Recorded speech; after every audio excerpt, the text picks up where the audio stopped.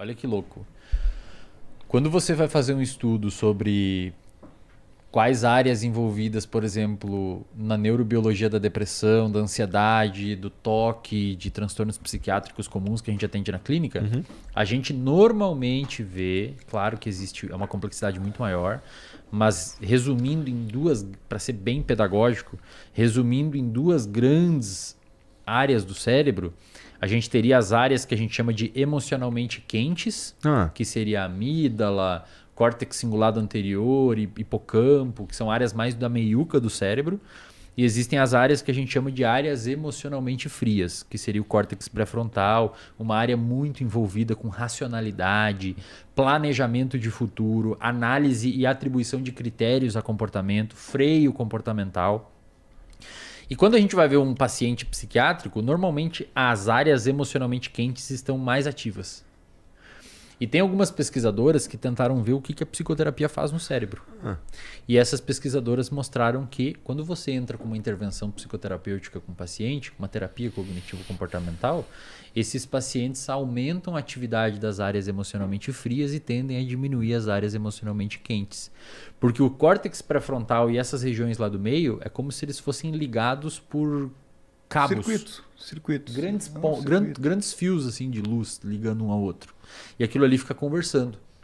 Então, quando o paciente está muito emocionalmente ativado, ele está com aquelas áreas do meio do cérebro controlando. Então, áreas que querem recompensa rápida, não conseguem atrasar uma recompensa.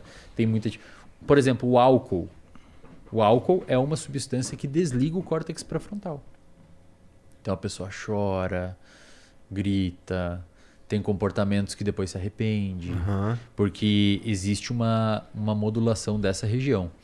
Então, quando a gente estuda pacientes com transtornos psiquiátricos dentro das áreas de neurociência, normalmente os grandes dois alvos assim dos pesquisadores é córtex pré-frontal e amígdala. E existem por exemplo, privação de sono é algo que altera essa relação entre essas áreas aí? Muito, cara. Você desliga o pré-frontal. Privação de sono é a pior coisa que você pode fazer para a tua saúde mental. Aliás, a primeira coisa que você faz com o paciente é ajudar ele a regular o sono.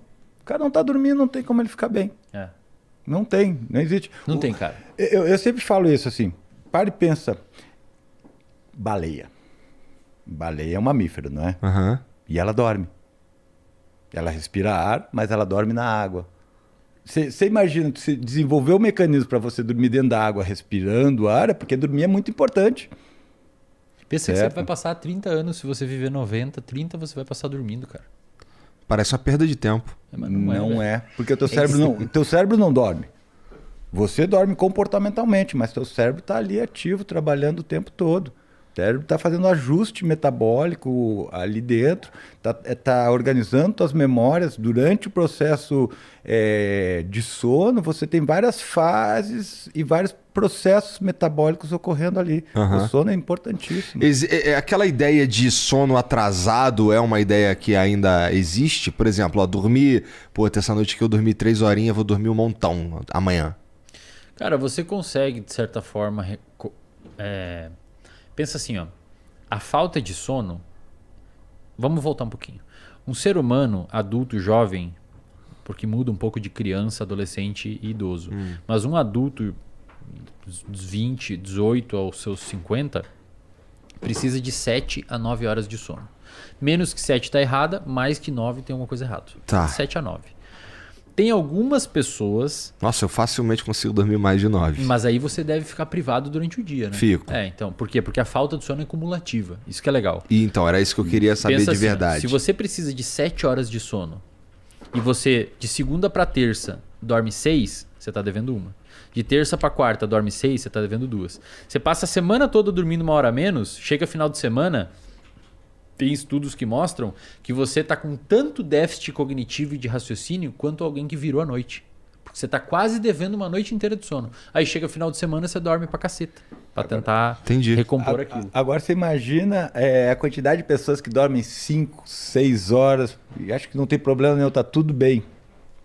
As pessoas com certeza vão ter uma série de condições que podem gerar quadros de saúde mental. Desde dificuldades atencionais, dificuldades cognitivas, alteração de humor, aumento de ansiedade. Porra. Por exemplo, se você pega... E imagina um cara que tá fazendo isso há muitos anos. Não, é foda, velho. Tu se arrebenta. Bota no Google aí, pessoal, todos os transtornos psiquiátricos que existem. Privação de sono aumenta a chance de tudo aquilo ali. Todos. Parelho, velho. Parelho. Pensa assim, ó. Você Pode falar. E se você já tem um transtorno psiquiátrico, aí agrava muito mais o quadro.